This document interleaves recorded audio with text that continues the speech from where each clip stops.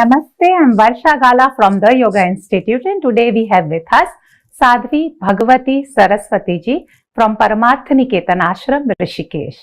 SADHVIJI is a renowned spiritual leader, author and a speaker. Originally from Los Angeles, SADHVIJI is a Stanford graduate and also holding a doctorate degree. She has been ordained a Sacred Order of Sannyasa by her Guru, Param Pujya Swamiji Chidananda Saraswati ji. She has been living in Paramartha Niketan Ashram past 25 years. SADHVIJI has authored many books, and one of her new release and best-selling is Hollywood to Himalayas, A Journey of Healing and Transformation.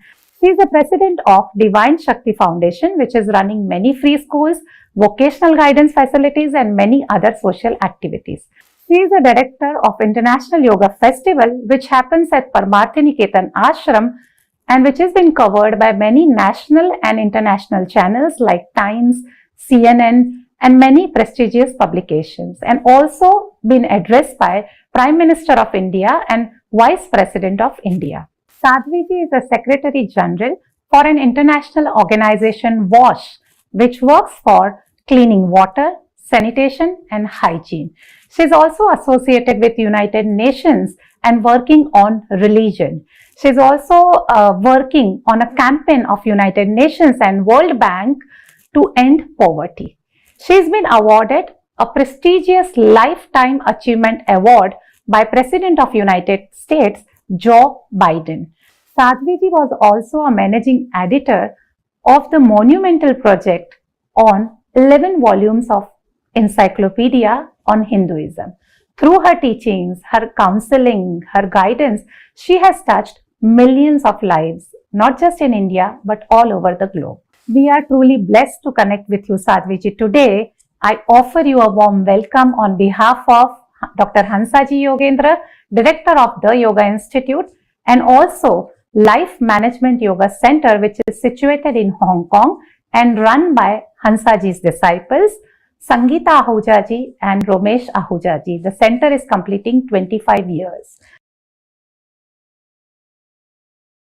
It's such a joy and such a blessing to be together with you, to be together with all of you at this wonderful event by the Yoga Institute and the Life Management Yoga Center. And I'm so touched to hear about the wonderful commitment and dedication and devotion of Ramesh and Sangeeta Ahuja, the founders of the Life Management Yoga Center, and such ardent devotees of Puja Dr. Saab and our Puja Ma Hansaji. And especially I'm also so glad to know that we're celebrating the 25th anniversary of the Yoga Institute's first international branch. It's been such a joy for us to be so deeply connected to our beloved Hansaji, to the Yoga Institute, and to work together and to see the way that they have truly spread and shared the gift of yoga across the world for everyone. So SADHVIJI, my first question to you today is how to manage work and life both. So work-life balance is what we need your guidance for. Yoga brings balance to every area of our life. Yoga focuses us. It grounds us. It anchors us. The problem with our work-life balance is manifold. First of all, we work like our lives literally depend on it. Now, obviously, there needs to be money that comes in so that there's food on the table, so that there's sweaters in winter time, so that the roof doesn't leak in the rainy season. But we work so far beyond that. We work and work and work in so many cases because it's not about food on the table or medicines when sick, but it's actually about the ego. that wants more and more, this insatiable sense of needing more, of grabbing, of grasping, of thinking that if I just have this much money, this title, this promotion, this raise, this corner office, if I just have enough money to buy these clothes or these jewels or that car or these shoes, then I'll be happy. And so we end up, tragically, in so many cases, forsaking that, which actually brings us real joy in life, real meaning in life, real peace in life, our spiritual practices, our vast yoga practice, that expansive vision and view of yoga, our families, time in nature, all of those things that deeply enrich us. So frequently you see all over the world people forsaking that because they've got to get to the office, put in a 10-hour day, a 12-hour day, a 15-hour day. Why? Because we got to get ahead. Why do we got to get ahead? Because we need more money. We need more possessions. We need more power. And if you look at it really deeply when we speak about life management, we need to ask ourselves, well, what at the core is it we're really looking for? Through that money, through those possessions, through the prestige, through the power, what is actually our core goal? And what you always find when you boil it down, the core goal is, and then I'll be happy. Then I will feel peaceful. Then I will feel like I am enough. I will feel connected. I will feel that I belong. That's what we're yearning for. On the deepest level is a joy that comes from connection. A joy that comes from feeling like we are one. Doesn't come from money, doesn't come from the power or the possessions, but because we are so indoctrinated to just acquire more, that's what we do.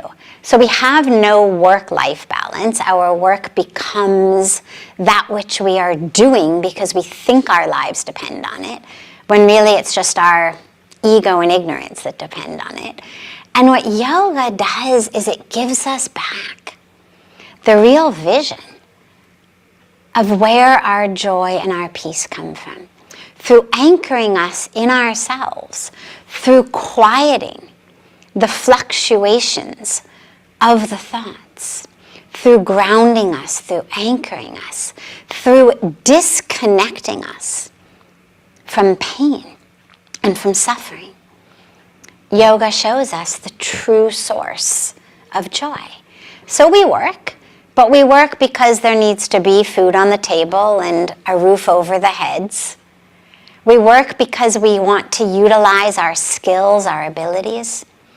We want to give back, we want to serve, we want to be meaningful members of society, but not because there's a drive inside that feels like if I don't keep climbing this career ladder, I won't be anything.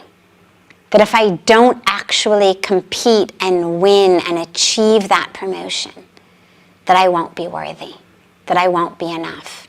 So through yoga, we experience that truth of who we are that enables us to reclaim the time, the hours, the energy of our lives, and actually utilize it for that which gives us joy right off the bat. Doing yoga brings joy. Meditating brings joy. Spending time with loved ones brings joy. Being in nature brings joy. Doing seva, helping others, brings joy. We don't need to go through the whole checkered of first I get this job, then I get a raise, then I get a promotion, then I make more money, then finally I get to the top, I make the most amount of money, have the most power, Then finally I'll be able to buy all the things I want. Then I'll be happy. We don't have to go through all of that unnecessarily. Because yoga shows us right here, in this minute, in this moment, in this breath, there is joy, there is peace, there is life. Thank you, Sadhviji, for your insights on how to manage work and life very cleverly. In today's modern time, when there is a lot of competition and a lot of running, definitely it is going to help all the viewers. Now, my second question to you is pertaining to smooth relationships. How to manage smooth relationships when we see that because of the lifestyle that we are following nowadays, the relationships are on a toss. Everybody is running towards their career, money making, and somewhere the relationships are taking a back seat. So we want your guidance and suggestion on how to manage smooth relationships. I always say that yoga is actually the answer to that which ails us on every level. From our individual depression and anxiety, that inner suffering, to the conflict that we have in our relationships, in our families, to conflict in our streets, in our communities, to conflict between nations, to conflict between us and Mother Earth, climate change, environmental destruction, that yoga actually has the answer to all of that, which ails us on any and every level. But for right now, let's look just at relationships. What is it that creates conflict in relationships? Number one, we get hurt by each other, knowingly, unknowingly, by mistake, on purpose. We say and do things that hurt each other. And then what happens? If I'm hurt, if you've hurt me and I feel hurt, what do I do so frequently? Let's say I'm sulking and I'm grumpy and I'm upset, and you say to me, "What's wrong?" It's very rare that someone would actually say, "Sit down, let me share with you. When you said X, Y, and Z, it made me feel upset. It triggered in me this untruth that I tell myself about my worthiness." We don't communicate like that, usually. What do? You say, "What's wrong?" I say, "Nothing, nothing." Meaning, I'm expecting you to read my mind. Obviously something's wrong. Or maybe I don't say anything at all, but I walk out and I slam the door. Or you ask me what's wrong and I go, now, obviously something's wrong, but we're not getting anywhere like that. So yoga, if you just look at the very first limb of this Ashtanga yoga that Patanjali gave us, the first limb is what? Yam. What in the West we call the yamas. And we begin with ahimsa, nonviolence. We move into satya, truthfulness. If we simply stop there for right now, well, number one, a vow and a commitment to nonviolence means I'm not going to lie to you. Lying itself is violence. It violates ahimsa, it violates satya. So I'm not going to lie to you. I'm not going to betray you. I'm not going to cheat on you. I'm not going to insult you. I'm not going to ignore you. These are all violence. But it also means that when I'm hurt, when I feel like you've done something, consciously or unconsciously, I'm going to be honest.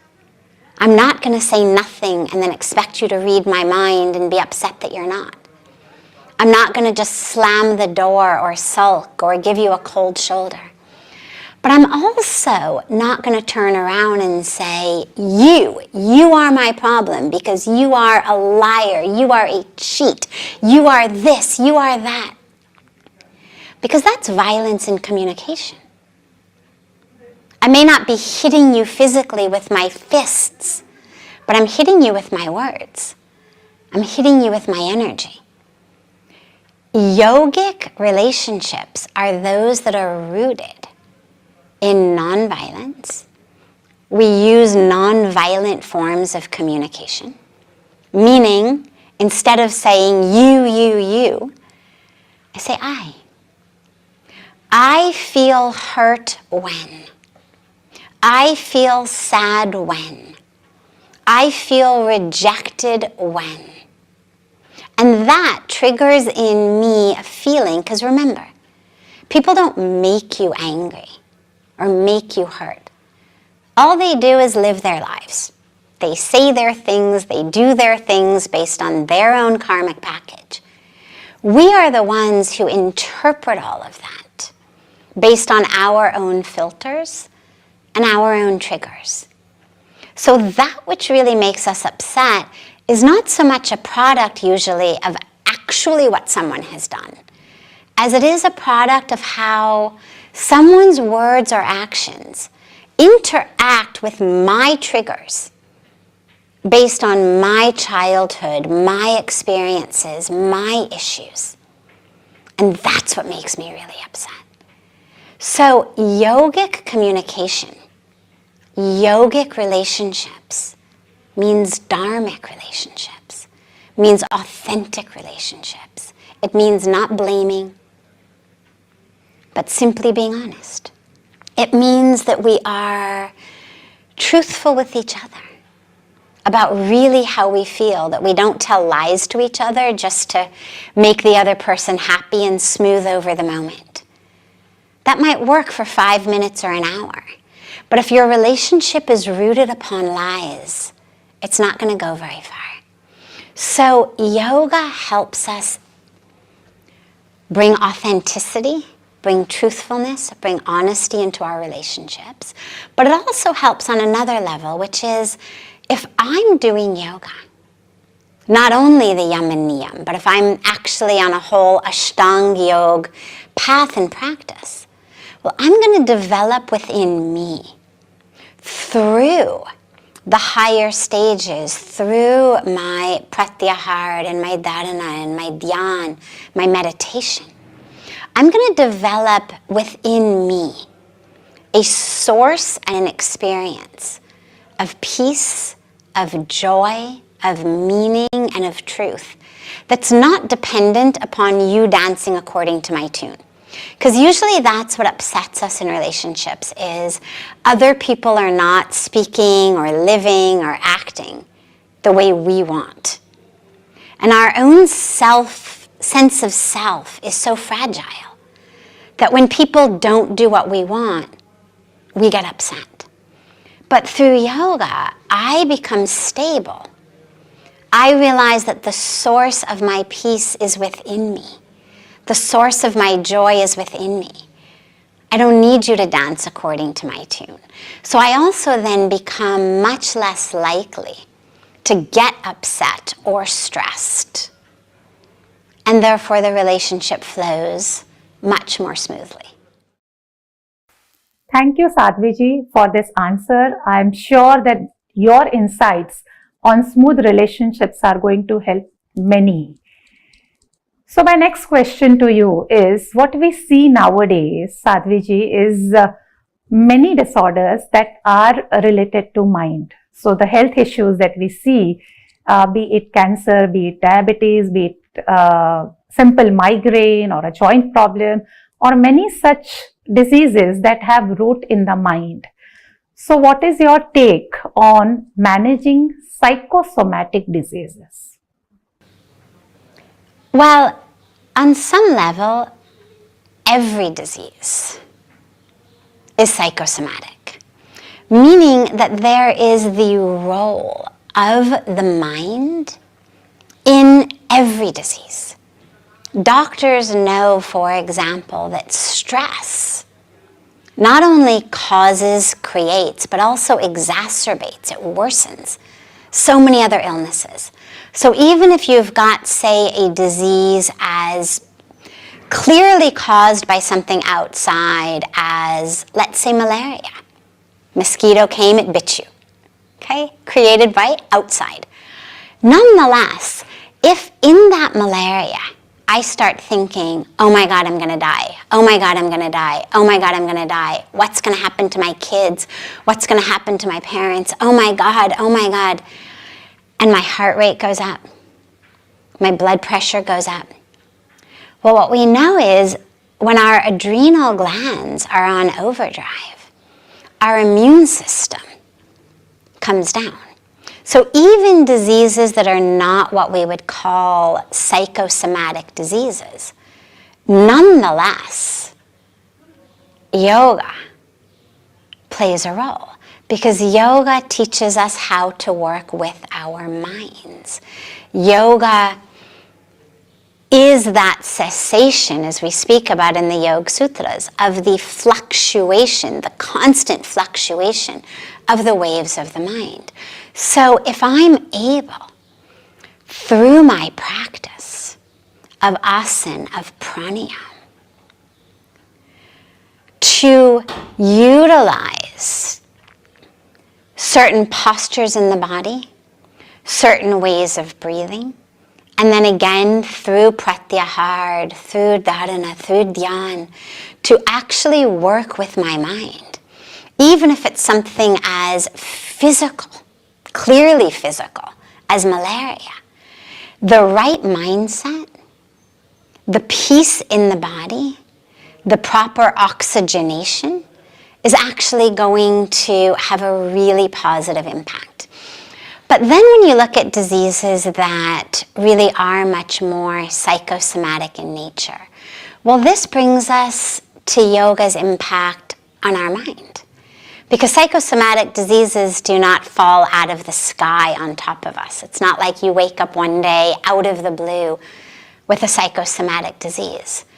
They brew as our minds and our lives are out of alignment, out of balance.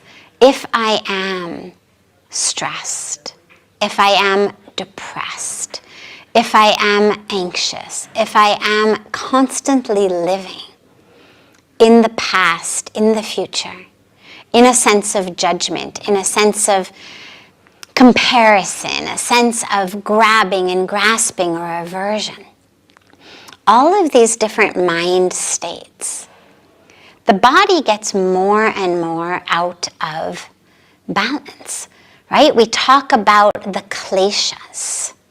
Well, the kleshas are that which create suffering, but not just suffering in the mind. Create suffering into the body because the body is impacted by the mind. It's not body and mind the way that we used to talk about. We now know it's body-mind. The cells of my immune system have receptors for neurotransmitters in my brain. How? Why? Because my emotions, my feeling states, my thoughts are speaking quite literally and quite directly to my immune system. So if I am having thoughts and feelings of fear, of anger, of despair, of not enoughness, of envy, of separation from all, of grabbing and grasping, of ego, all of these aspects, these kleshas, literally create a dis-ease in the body. It may not be necessarily always an actual diagnosable disease that a doctor does a blood test and says, oh, you have this. But they bring us into a state of dis-ease, living out of ease. Body is out of balance and therefore suffering. So the more we work with the mind, with the breath, using the body as a medium, that's what asana is. Asana is not about a thin waist. Asana is about using the body as a medium to experience that union, that oneness, means that peace, that bliss, that balance. Thank you so much for your insights and your guidance, Sadhviji. And my next question to you is yoga helpful in corporate world or a business management? What is the role of yoga there? Yoga is union. First, with our breath to our bodies, our minds to our muscles, and then slowly, slowly, it becomes that depth of union, of what we call the Jivatma, the individual soul, to Paramatma, the supreme soul. Or you could say a union of the self, the small self, the lowercase s self, this individual body with its size and shape and name and history, with the divine. But something else happens in that union, which is that we start to realize a oneness with all. So it's not just my breath to my body. It's not just my body, mind, spirit. Not just me to the divine somewhere out there. But we actually develop an experience of oneness with all. And that begins as early as the yam and niyam, as we've been talking about, as we start to learn to live non-violently, truthfully, without stealing, without hoarding. These are ways of living a dharmic and righteous life. You could think of yam and niyam sort of like the 10 commandments of a yogic life. And if I'm practicing yoga or I'm committed to yoga, that's not only on the mat, that's in the world. So if I work in a corporation or I head a corporation, I'm going to bring my yoga into that world, which means my commitment to nonviolence means not profit at all costs.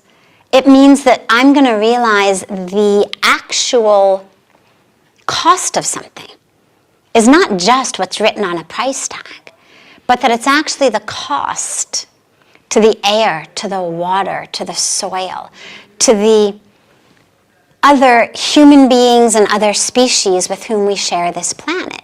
So for example, let's say my company makes t-shirts, or let's say we make coffee or tea or chocolate or anything really.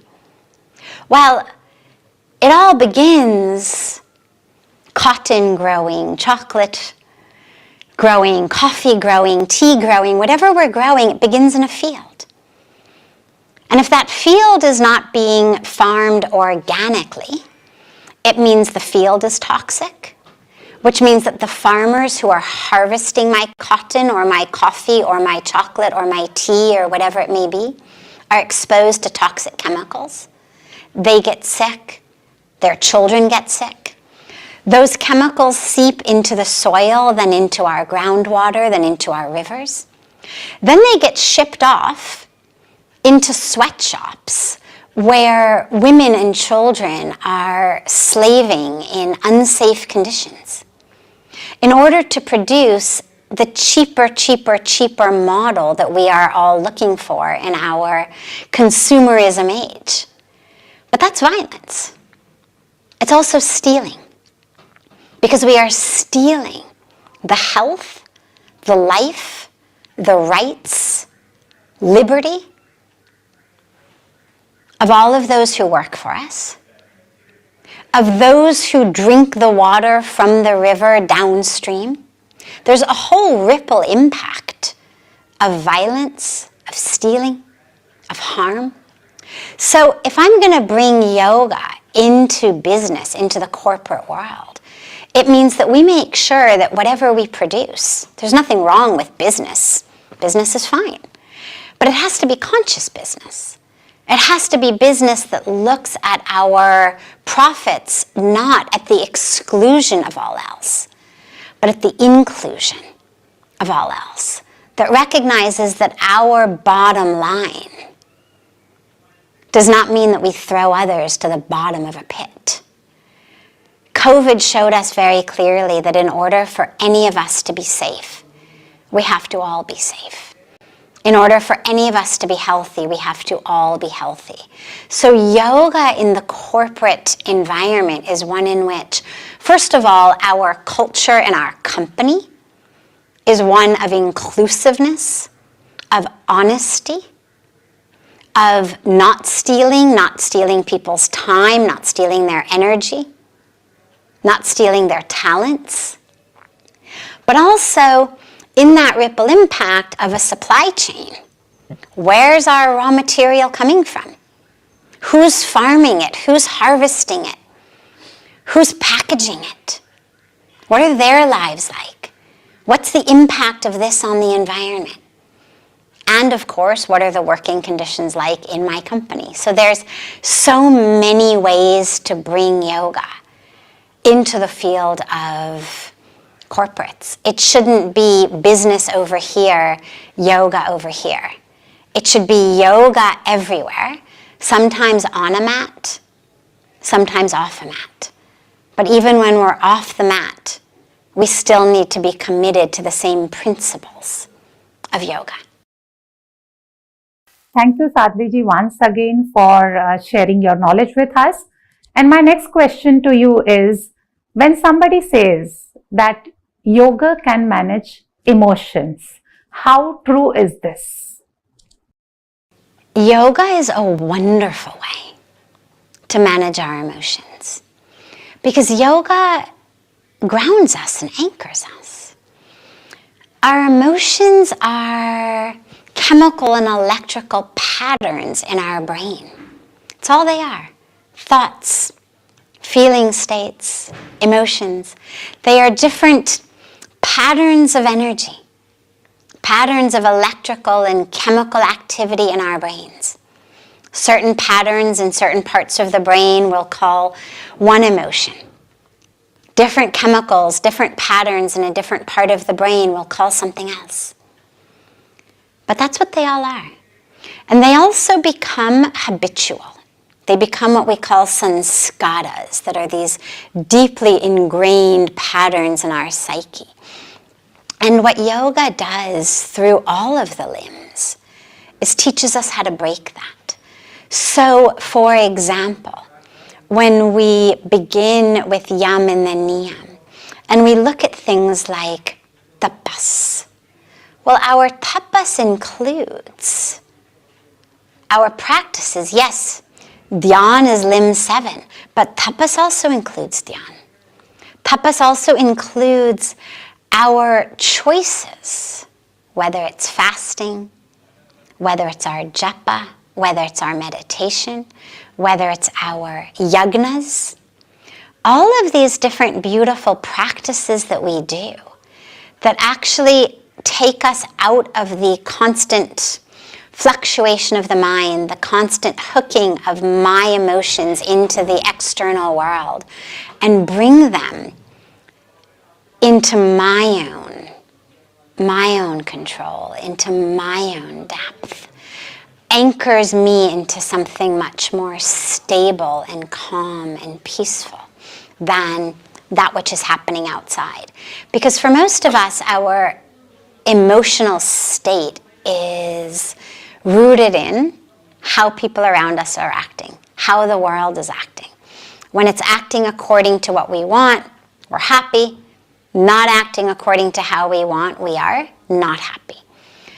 But beginning, again, as I said, even just in the niyam, with tapas, with swadhyaya, well, as I read scripture, inspiring texts, as I learned to read myself, because Swadhyaya is not just study of scripture or inspiring texts, it's self-study.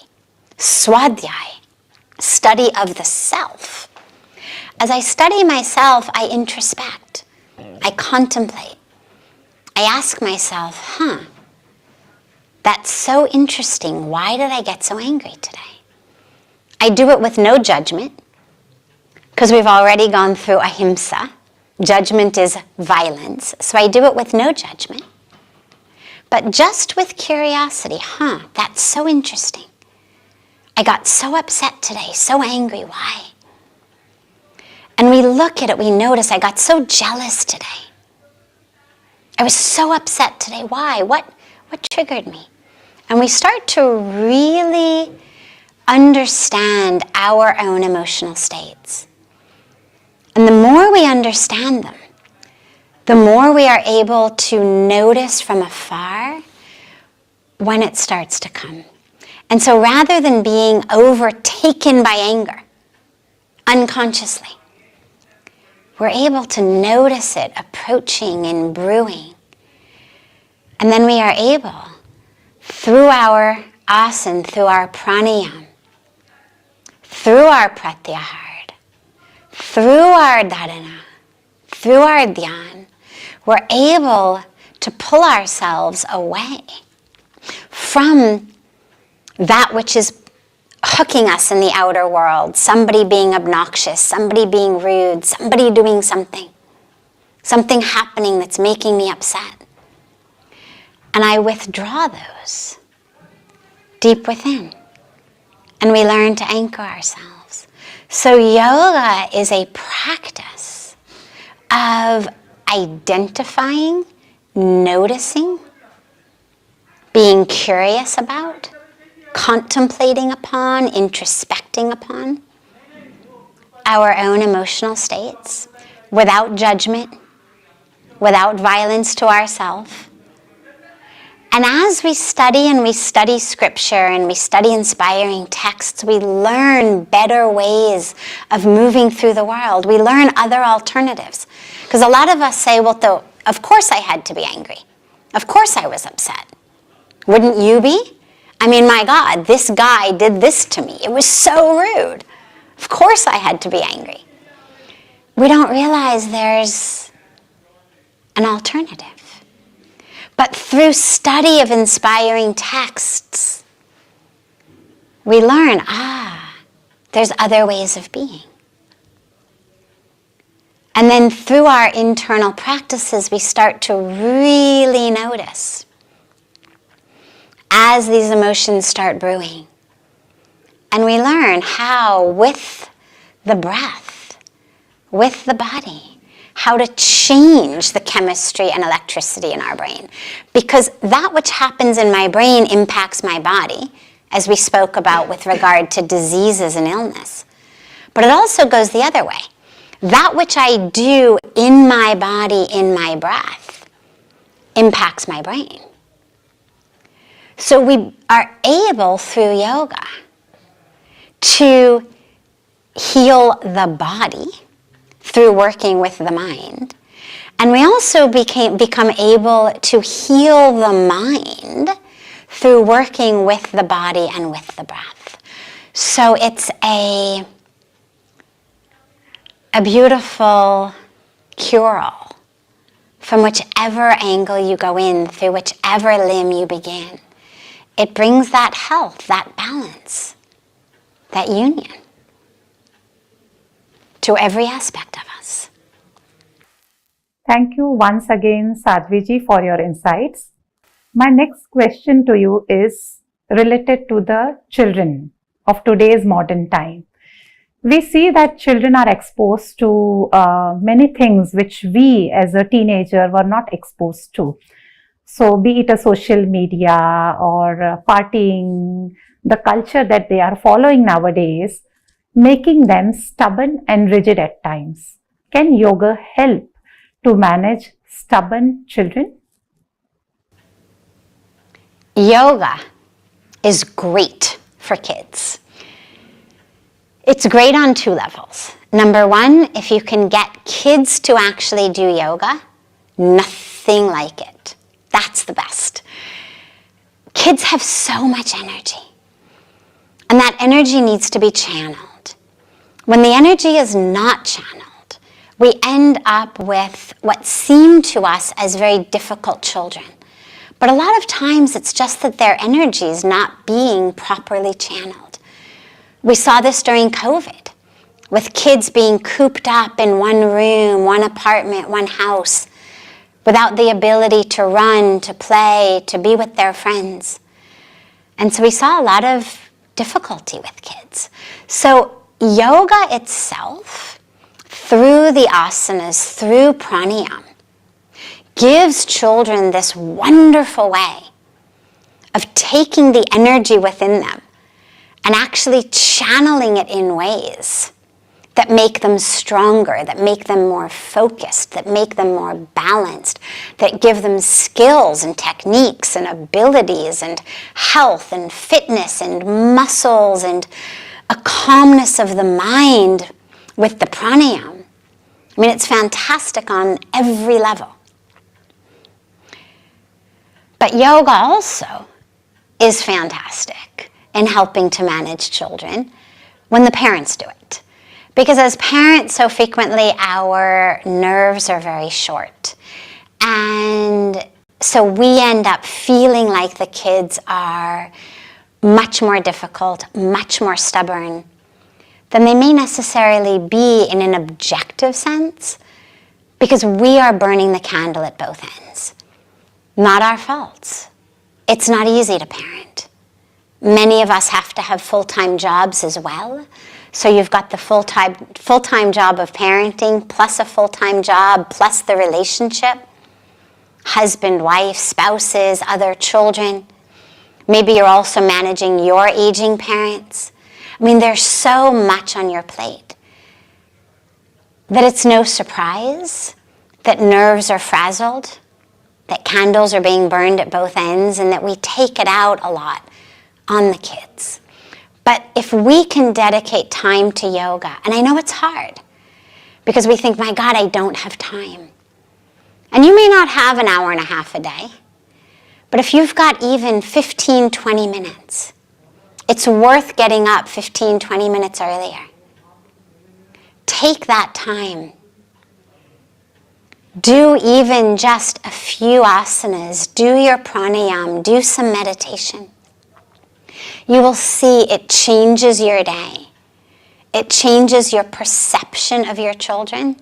It changes your parenting style. And then as you treat the kids, so they respond. So your yoga actually will help change your children as well. But try to get them to do it also if you can. Thank you so much, Sadhviji, for your insights. I'm very sure that this is going to help many parents to deal with their children.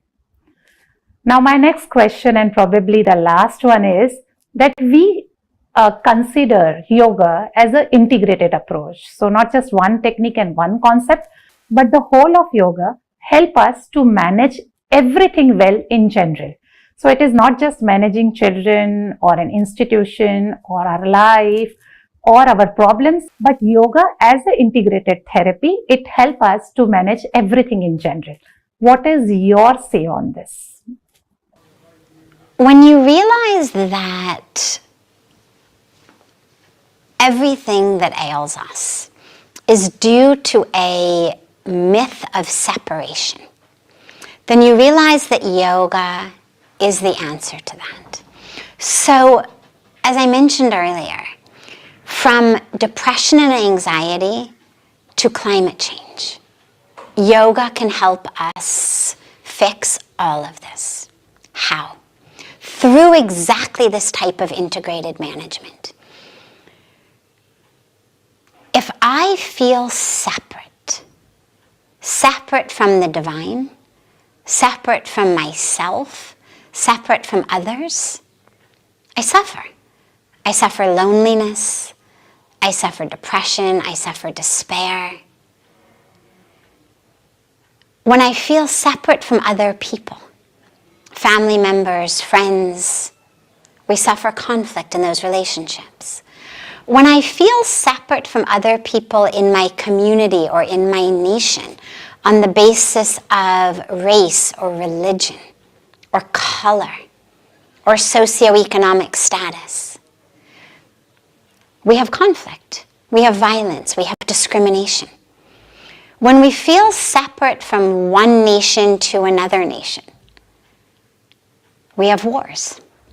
When we feel separate between us and Mother Nature, and we think that Mother Nature is just an object, something separate from me, something that's here for me to use and abuse and discard, that's just a commodity, we suffer and Mother Nature suffers. So throughout all of this, the solution is connection, oneness. So whatever aspect of our lives we are looking at managing, my mental health, my physical health, the relationships, yoga is going to be the answer. Internally, it's going to, as we discussed, it's going to give me an awareness of that fullness of who I am through practices that change how I interact with others, through these yam and niyam. It changes how I am with the world. And you know, it's so interesting because my self-identification is rooted in how I act. So if I lie and I harm and I steal and I hoard things and I have indiscriminate sexual relations, well, my self-identity is that I know, I'm the type of person who does that. But the moment that I stop doing that, because I start doing yoga, my whole self-identity changes.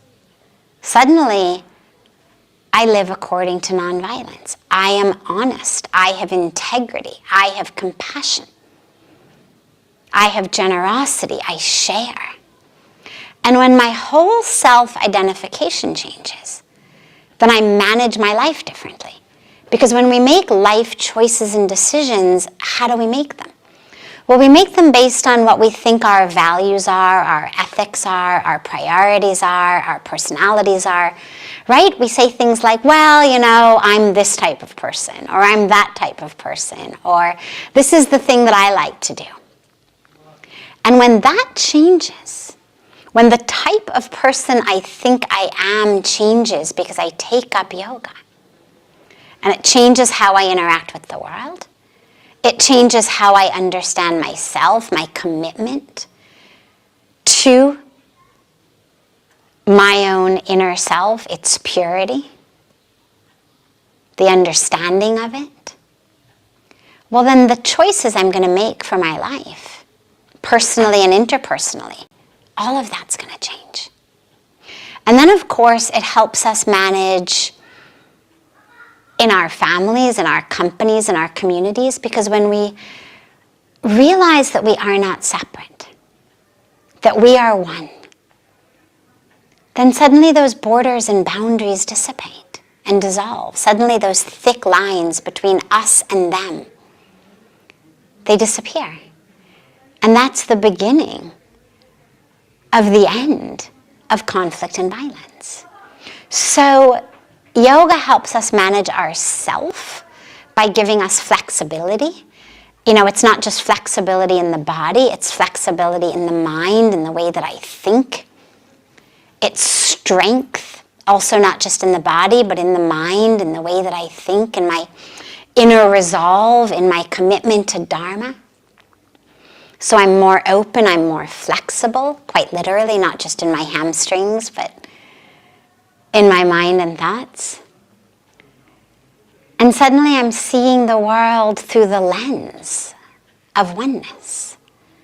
And so it absolutely gives us a full life management system for health in the body, in the mind, in the relationships, in the community, in the country, and in the world. Thank you so much, Sadhvi Bhagawati ji, today. We are blessed to connect with you, and I'm sure that the insights that you have shared with us on today's topic, Management to Moksha with Yoga, is going to help millions. Thank you so much.